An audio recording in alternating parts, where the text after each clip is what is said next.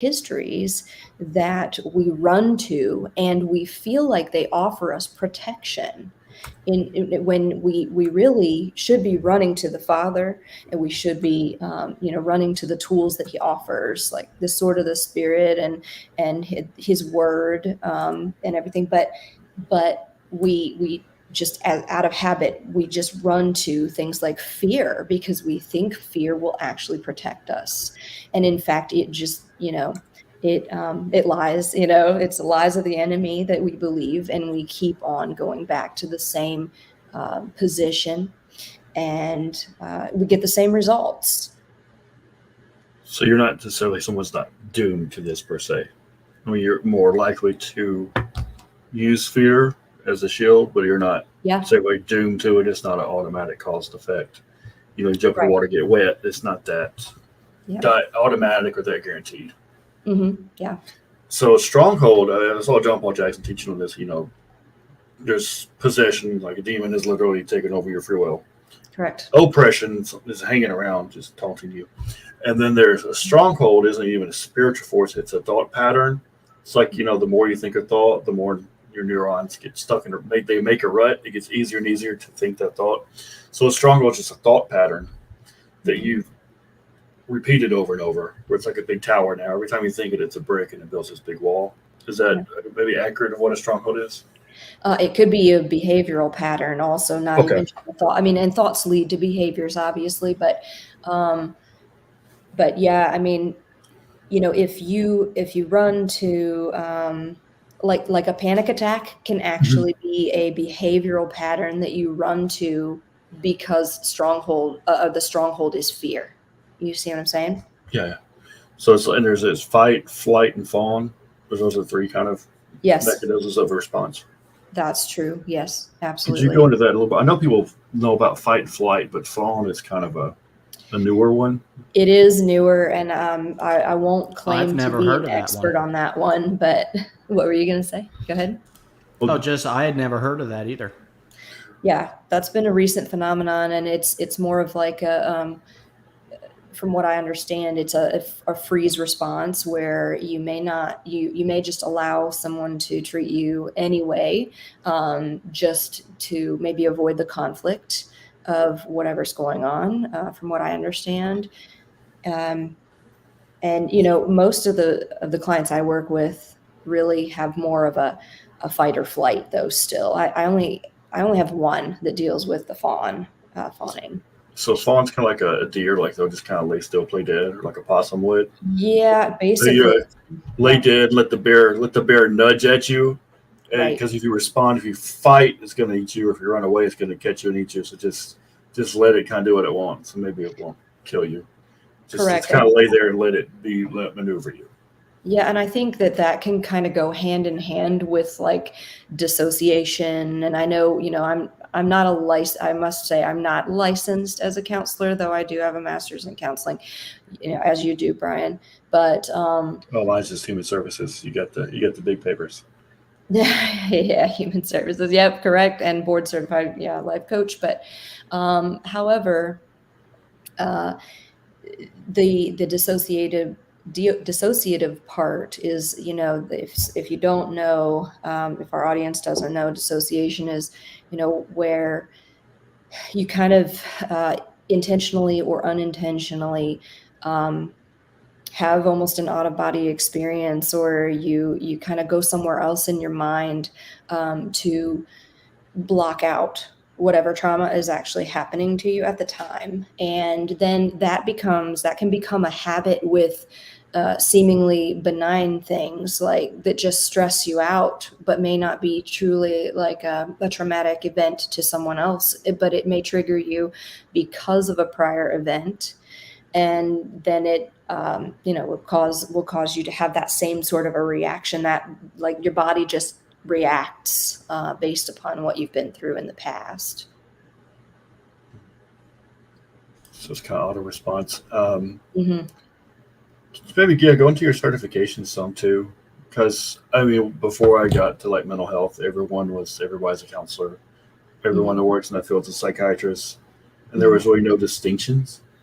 Yeah. So maybe like your coaching and your degrees and all that, but also how it's different from maybe a psychiatrist, psychologist, or a counselor, or just the different roles people have, what they focus on. Sure.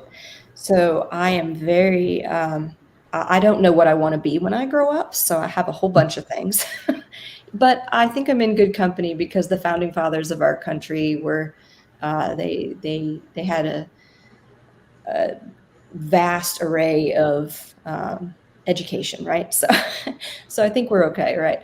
But so I have a master's degree in human services counseling in the field of crisis and trauma from Liberty University. And then I have a partial doctorate towards the traumatology program as well through Liberty, and a partial PhD in public policy. And I've worked for a U.S. senator, and also I dabble in politics and counseling. So A lot of people need their counseling because of politics. right, there's A lot of politicians need counseling. Right. Yep. Mainly, I got into the politics side just because I do have 6 kids, and I want to help protect our freedoms from, for our children. So, like I've worked for International Christian Concern for persecuted Christians all over the world, and also for the National Committee for Religious Freedom with former Ambassador at Large for International Religious Freedom, Sam Brownback. He was President Trump's ambassador for international religious freedom. So, I believe he Senator Brownback ran for president in like 2007. 2000. Yes. I don't know how far he got past the premise, but correct. You're right. Yes. I was a Mike Huckabee guy, but I remember he was in the same race. Yeah. My friend Mark Woodward is in a band called Mike's Chair. It's a big Christian band for a time.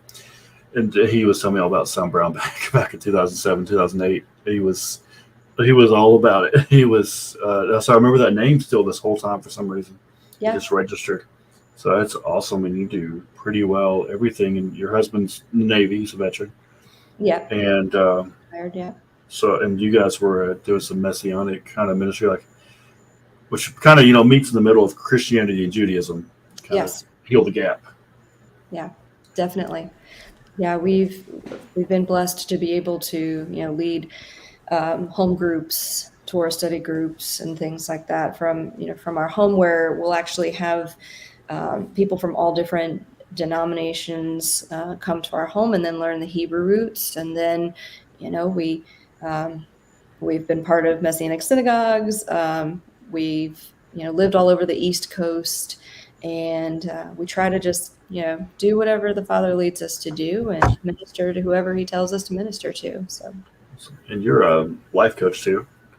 Yes. And I'm a board certified life coach, advanced life coach through the Association of Christians.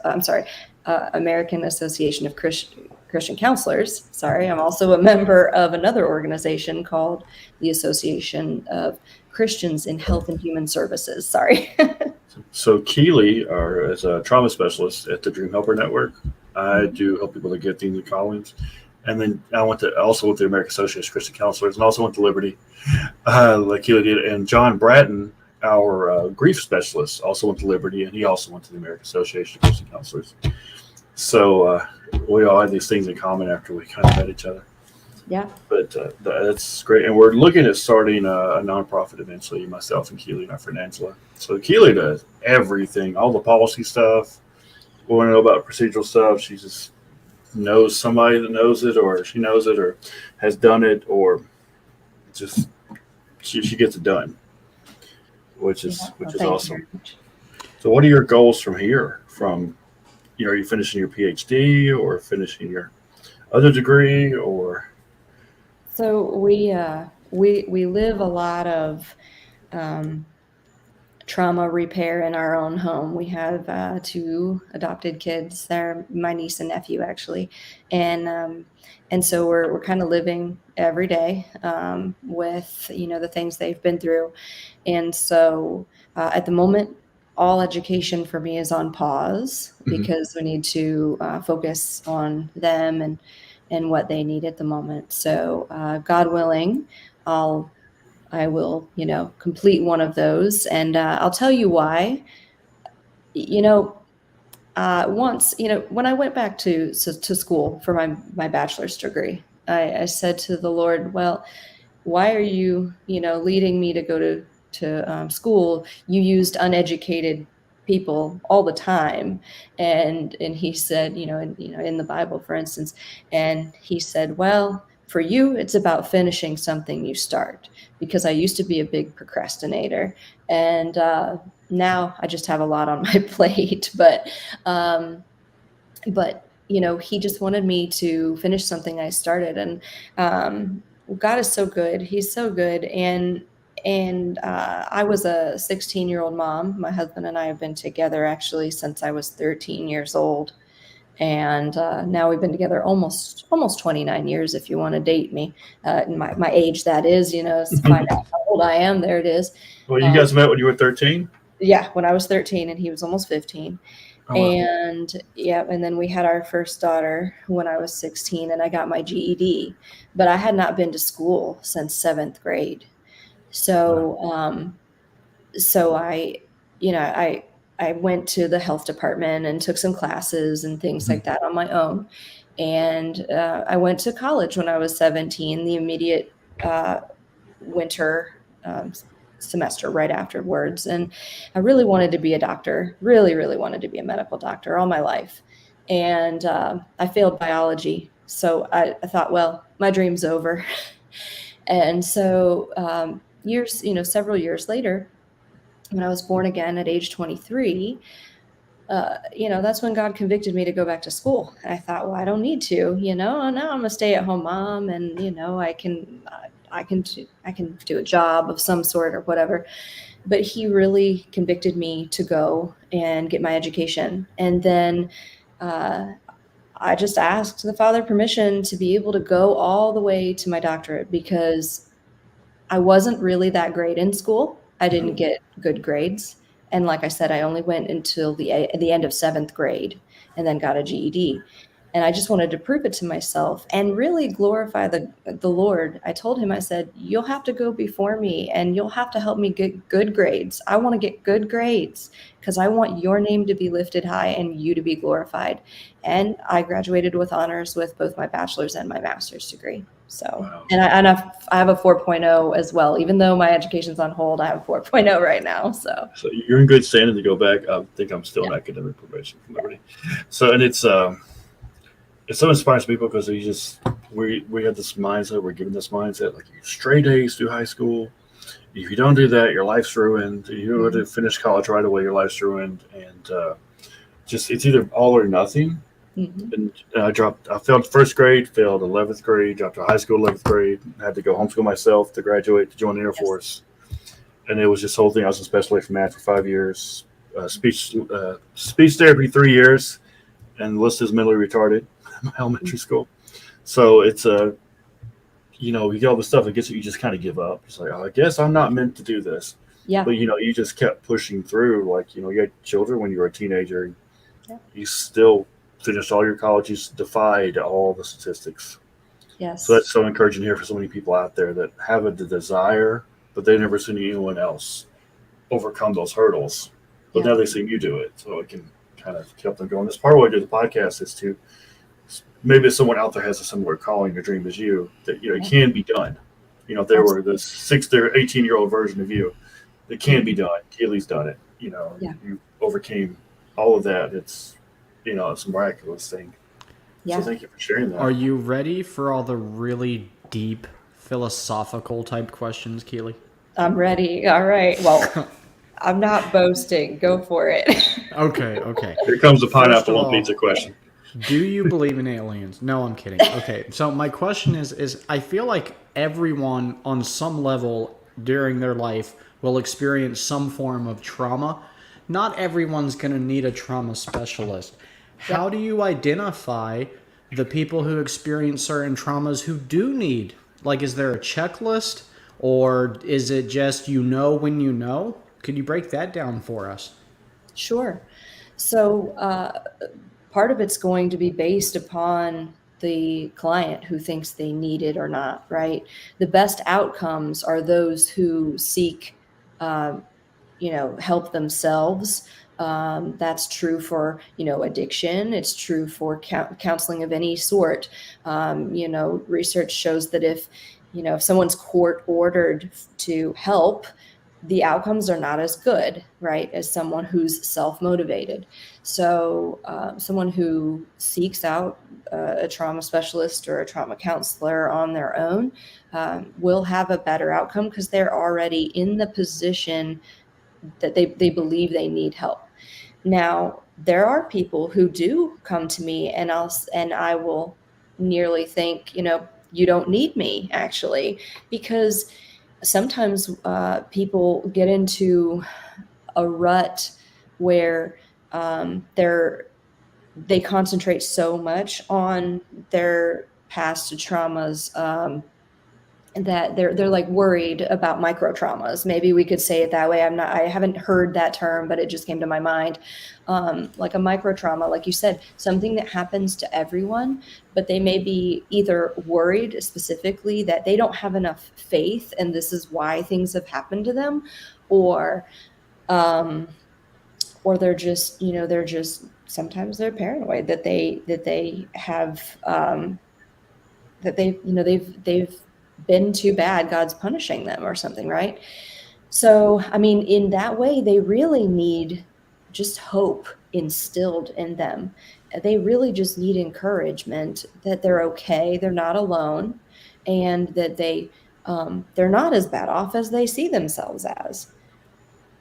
And then on the other hand, there are people who have gone through just, unspeakable things, and those people are amazingly resilient as well, and a lot of times they may even downplay that their trauma is a big deal at all, and they're just kind of like, well, but I'm actually going through health concerns, right? And they may actually not see that the trauma is connected to their health or whatever they're going through. Like, oh, I have migraines. I can use that as an example. I have migraines, so I can use that as an example. But a lot of times that's really connected to stress and trauma triggers. I'm not saying that that's the only reason that people have migraines, for sure, but it can be a reason. And so sometimes helping them walk through preceding events to their physical symptoms gives those aha moments and helps them realize that they're connected, and that the trauma kind of needs to be explored a little bit more, and that they may be in a little bit more of a denial of that. Okay. Is there a lot of shame still, like in the Christian? You're very Republican and conservative, evangelical, Southern Bible Belt culture. Is there a lot of shame still in the religious community for you just didn't pray hard enough, kind of thing for everyone in general? And then also, your husband's military, for men, is like, no, you just man up and get over it. Is there still that stigma, or is it getting better, at least?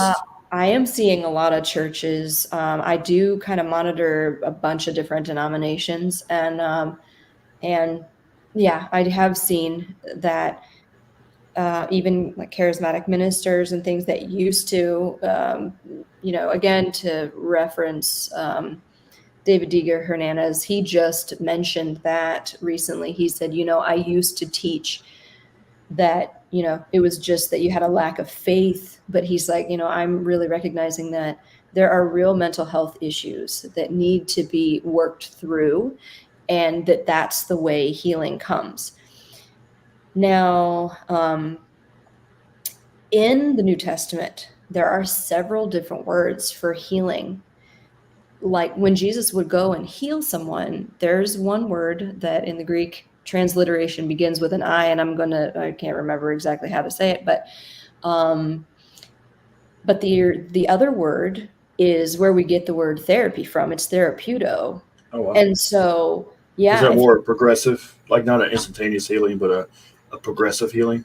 well, I will admit I need to do more of a deep study on that. Hmm. But there's something to that that maybe we don't understand Oh, wow. yet, is that obviously there was some therapeutic healing going Hmm. on, that, and hey, the word of God says that he sent his word and healed us, right? Healed them. So he can speak a word, just like the Roman centurion came to Jesus and said, all you need to do is say the word and my servant will be healed. And so it can just be a word of comfort. It can be a sermon someone hears. It can be a worship song someone hears. It can be a scripture that someone reads. And literally, God can do therapy on their heart right then and there, right? So it may still be instantaneous, but it also may be progressive. And I'm starting to think that it's more of a progression as well, because what is God's ultimate goal for believers? It's to, as the Apostle Paul says, to come to maturity in faith, right? And so before this interview, I was even thinking about bipolar, for instance. And Hmm. again, I need to preface this that I am not a licensed counselor and everything, but this is just a thought. Anyone who listens to this must seek out a licensed therapist if they want to discuss this matter further. But but bipolar, for instance, without sounding offensive, it really can be, in my opinion, a matter of spiritual immaturity. And I don't mean as an insult, like you're immature or you don't have enough faith, but literally, would you say that your infant child who cannot walk yet is immature in walking? Or would you say, I mean, like, you could describe it that way. You could say they're immature in their their skills, right? They just can't walk yet because And of their that's different from pain. being crippled Yeah, or paralyzed. It's a different thing. It's a exactly. permanent condition. Exactly. But truly, sometimes we just really don't understand. Sometimes we may have head knowledge, but we don't have heart knowledge of something in the word or a life experience. Someone who doesn't have kids may not understand at all a parenting issue. That's just a fact because they don't live it. And it's not an insult. That's just, they wouldn't know. And so what I'm saying is that some of these mental health issues that stem from trauma and things may literally just be a spiritual immaturity, and not in an offensive manner, just in an experiential manner, that they haven't experienced the deliverance yet, or they haven't experienced that therapeuto yet that Jesus is trying to provide to them. So, And going back to that, there's 8 Greek verb tenses, and one was something started in the past, ended in the past. And mhm. there's another verb tense for something started in the past that is ongoing. Mm, It's an ongoing process.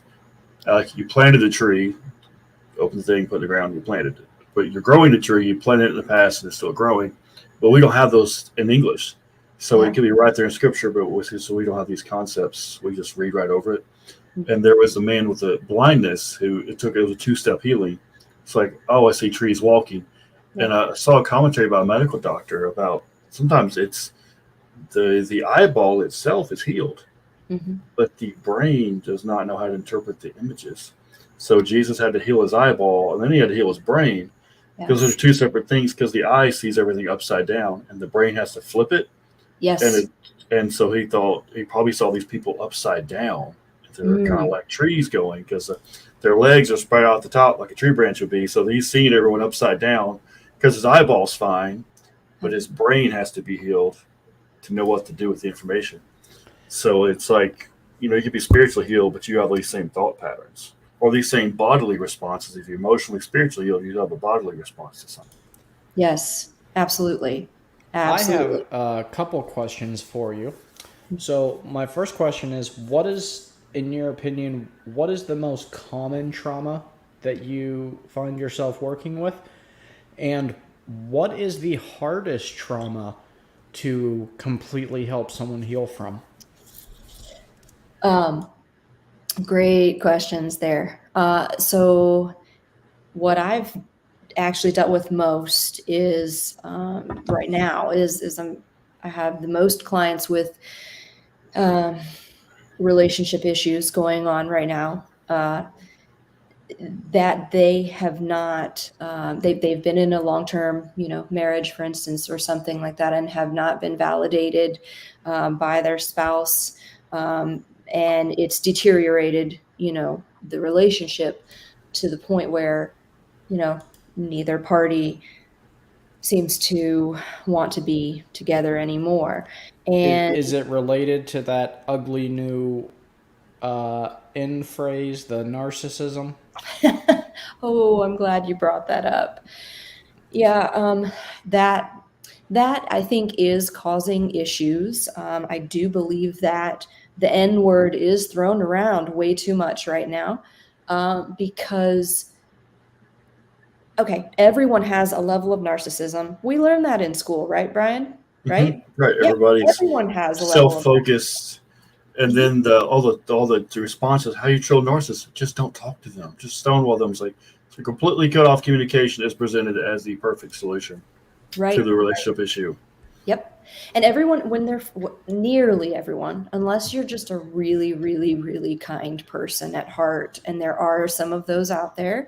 I have a kid like that who probably would never do this, but almost everyone gaslights each other at some point, and lashes out in anger and says things they regret, and and that's just an emotional response on one hand, and that doesn't mean I'm definitely not making excuses for true truly when people have gone through a narcissistic relationship.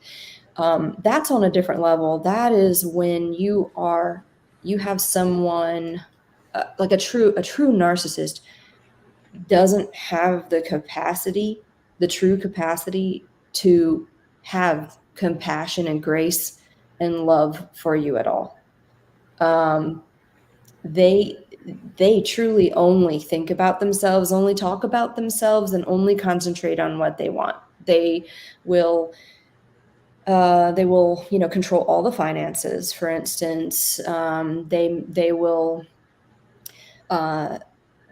they will want to make all decisions, and they will put the other party down for wanting to have any input. They do truly want total control, but so many people are um, focused on that they feel controlled some of the time, and then they hyper focus on that a lot, and then then it spirals. Once you have that's another thing, that's a foothold that the devil gets on relationships, I feel like, and causes people to start despising one another and things. But again, truly, I am dealing with some pretty rough situations. My clients are going through some really rough things and have gone through really rough things.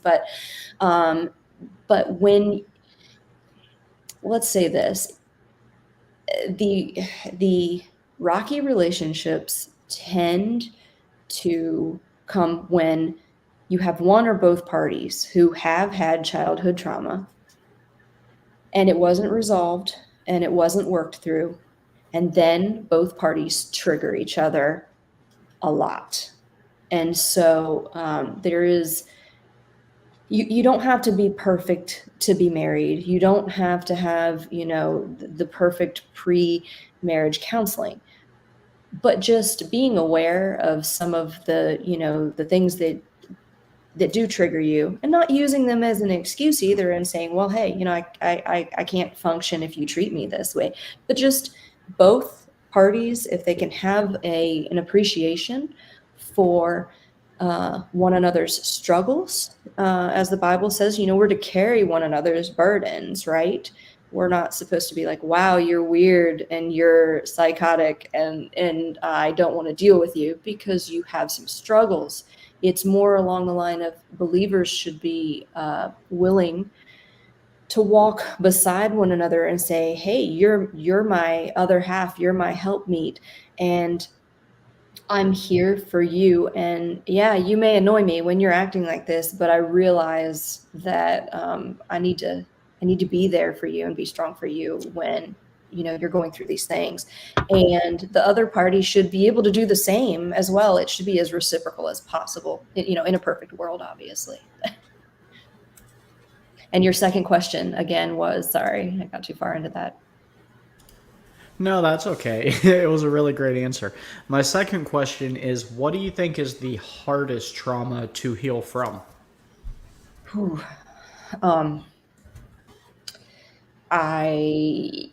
It's rough because people take different levels or different traumas to heart differently. I believe certain personality types are more prone to, for instance, like post-traumatic stress disorder. Like if you're more anxious, even as a kid, you're going to see things, you're in a more traumatic light. You're going to, if you have what's called an external locus of control, that means that you believe like life kind of happens to you and that you don't have much say in what happens. And so it's very difficult to help people that have more of an external locus of control because they feel helpless, and they they just feel like, well, I want help,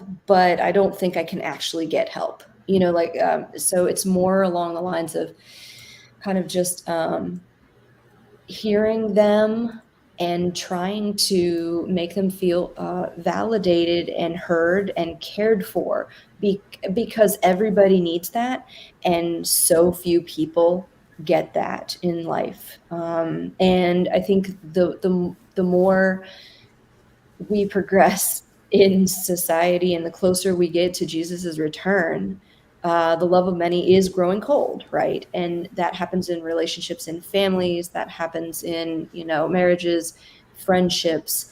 I think ever since COVID and race relations and all this has happened in our country, the love of many has really grown cold, in the fact that even good friends have become enemies. Let me And ask you this, and let's be totally vulnerable and honest with each other. Do you think sure. it's fair to say that everyone listening to this episode who doesn't go to your podcast is going to experience personal trauma in their life?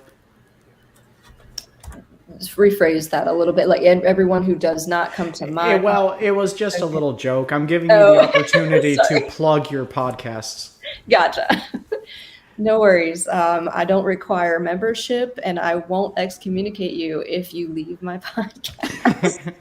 Well, what can we find over there? What's on your podcast? What are they about? Sure. Mainly, it's like the Lord will just wake me up and give me a subject that He obviously wants people to hear and talk about. I tend to be a very practical person, so I sometimes I speak broadly about a subject, right? But I really want practical application personally when someone gives me coaching or advice or counseling. So you know I want to give the same to others, basically. So yeah, you'll find really practical steps about how to become more motivated. Parenting stuff, relationship stuff, and even just walking closer with the Lord. That is so awesome. You have such a wonderful heart, too. Thank you. The podcast is called Intentions of the Heart, actually. So Intentions of the heart. Is that Okay. on Spotify? yes, Oh, awesome. yeah, yeah, And I can put the link on here too. Let me yeah. find it real Definitely quick. check it out.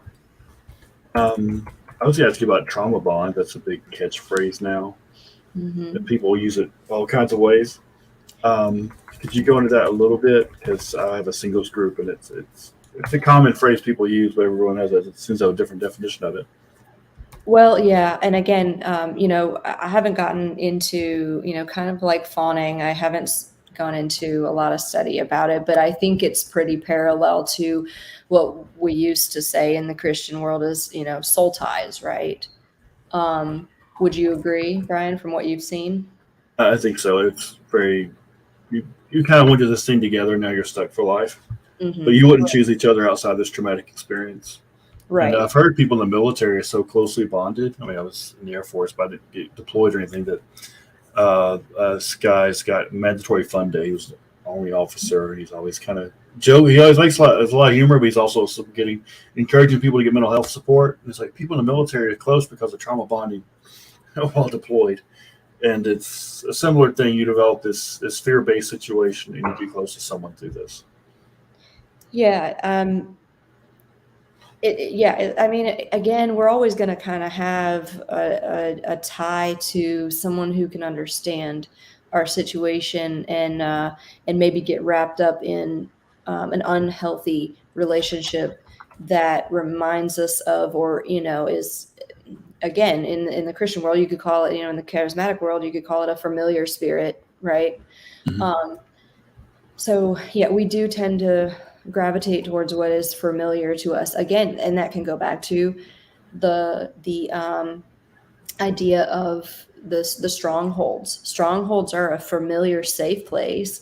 People who remind us of our trauma are somewhat familiar and safe, even though the relationship's not healthy. Um, Again, it just takes. I think that a person's eyes need to be opened to that, and then when they're walking with a trauma specialist about that, if they're willing and they're ready to hear it, their eyes can be opened to the idea that they have an unhealthy bond to someone. But again, a lot of these buzzwords, I'm just not a buzzword type of person, because everyone's an individual and every situation is unique. And so while we have categories of, mental health disorders, for instance, uh, or situations, or even personality types, sometimes I think those are harmful because it takes away from the uniqueness of every situation and every person, because everyone is uniquely and wonderfully and fearfully made by the Lord. And so I just think that everyone in our field working with each individual needs to keep that in mind, and we need to pray for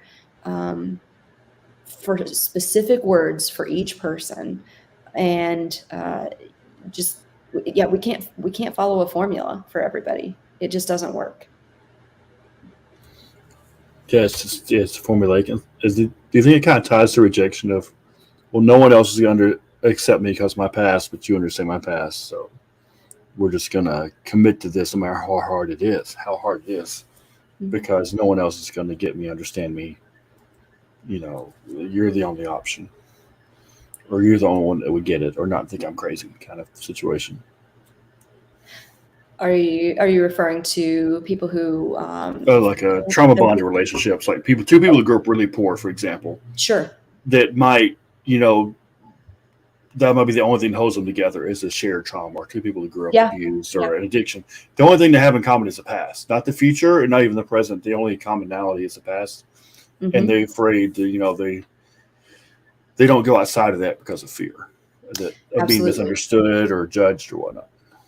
Yeah, and that can be, I mean, again, people who have a similar trauma they can either be iron sharpening iron, if one or both of them have uh, heard from the Lord, or learned tools to be healed, or it can become detrimental, like you're mentioning, and it can be the blind leading the blind, right? So if you're getting together, and support groups can be the same way, for instance, if you're getting together and everyone is expressing traumas and speaking of their traumas, and it causes all these emotions to be rattled up, but there's no practical solutions suggested, or no one in the relationship or the group is taking the initiative to lead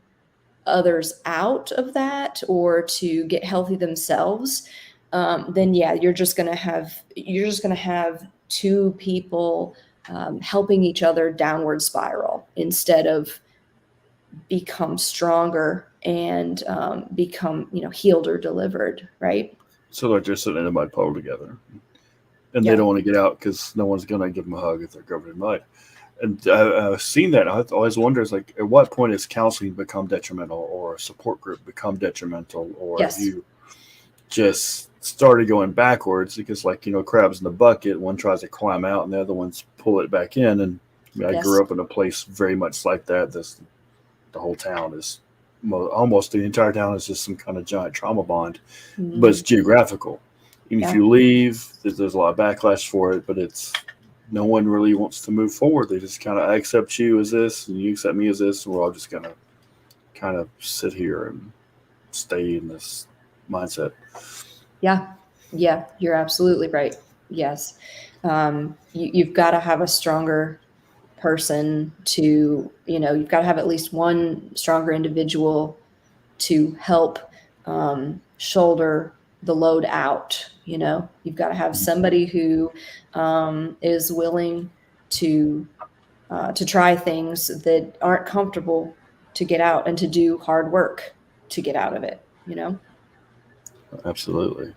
And that, and I guess the other question too, with like on the relationship end, at what point is your trauma, not that you're responsible for causing it, but you're responsible for how you react to it, and you, at what point can you not say you just can't blame everything on a trauma history? Because like people can abuse that to the point of, well, I was traumatized, so don't ask me to do anything a normal adult would do, or don't ask me to do better. Just, this is my get out of personal responsibility card at some point. As harsh as that sounds. No, it's true. It's very true. And, I hope none of my clients listen to the podcast and think I think this of them, because I truly care very deeply about each person. I pray for each person. I cry for each person. Absolutely. And because they've been through really, really hard things. But I really feel like the Lord has given me the one key to trauma healing recently. And it's very simple and very complicated all at the same time. And it's just one word: acceptance. And I know I've talked to a couple of my clients about this, and it's really hard to say that to someone who has been through, without going into specifics about things, but very, very rough things, I was gonna say, how many times has the air been let out of your tires? Like that, Yeah. that is something you don't want to hear, really. Well, it's kind of like forgiveness, right? Forgiveness is not for the other person. It's for you. It's for your peace and your healing. It's not for them, because they didn't deserve it, and everything. And, I don't believe that the Bible condones forgiving people just for their sake alone, because our God is a God of justice and things. It's not that he wants you to just get over it. But it's that acceptance is just the position you have to get to. If you know the stages of grief, acceptance is the last stage. And so it's the same with trauma. Really, you can vacillate between different stages of like anger and denial and all of these things. But truly, at the end of the day, when you really feel peace is when you accept that it happened, because most of our trauma reactions are protective, right? They are protective in nature. We're doing everything we can to try to make sure something like that never happens again. And so we'll reject people if they remind us of the trauma. We'll reject places. We'll reject smells. We'll reject music. We'll reject all kinds of stuff if it triggers a memory that causes us to think that we need to protect ourselves from whatever, whatever that trauma was. And so when you can accept that it happened, you're actually no longer fighting it. You just say it is what it is and it happened. That doesn't mean it's cool. It doesn't mean that God wanted it to happen to me. Others have free will and they exercised their free will, and I happened to be part of that, unfortunately. But in no way do I mean to sound heartless when I say that, but truly acceptance is what causes us to be healed, because we can say there's nothing else we can do about it in the present. We can't fight it anymore, and we can't fight our triggers. Let them be, and it sounds counterintuitive, just like forgiveness, but it really do feel like that's the answer. I've only got one more question for you. You've given us almost an hour of your time, and you've been fantastic. So thank you very much for stopping by and hanging out with us. And I do hope that you come back. Sure. But I don't know how many more questions your dream guy has. I have this last one. And if you're from the secular world, you would probably refer to it as generational traumas. Mm-hmm. The believing community would refer to it probably as like generational curses. Right. How do we address that? How do we defeat it? How do we be the generation to break the curse, to break the generational trauma? How do we end it here? That's, excellent. So a lot of people will focus on like what we would say in the in the Messianic world. We would say the Torah says, first 5 books of the Bible would say that Moses said that that if a father hates the Lord, right, then his children are cursed to the 3rd or 4th generation, right, and that those who love him, they're blessed for the 1,000 generations, right. So a lot of people will focus on that part of Scripture, and in fact, then in Ezekiel, though, later on, the word says that the soul who sins will die. No longer will it be the father for the sons or the sons for the father. So I tend to take that position, the Ezekiel position on that, because we're all responsible for our own, walk with the Lord, whether, we accept Jesus and start walking with him, or whether we're a believer and we sin. But the point there is that the study of epigenetics has started to come out with the idea, though, that still like if your parents are alcoholics, then you do have more of a you're more prone to having you have those genes, but yet circumstances are really what turn those genes on and off. So you may be prone to a certain sin nature, for instance, or a certain mental health condition, but really and truly it can be your environment which turns those genes on and off, which is very interesting. So again, so I don't think anyone is just, I don't think anyone's bound to the curses of their parents. I think that can become another fear that we're worried about and can keep us, just hung up. What do you think, Brian? I think absolutely. And that's been I guess second half for several years is, oh, well, this is apparently what I'm stuck with. Yeah. It's like, it's unavoidable. Hmm. You know, and if you try to get help, sometimes in certain communities, you just get patted on the head of, what did your great great grandfather do? And some people don't even know their great grandfather, but there's this theory, your life is terrible because great great grandfather was a Freemason or pirate, or Right, right. whatever. Like, I don't even know the guy.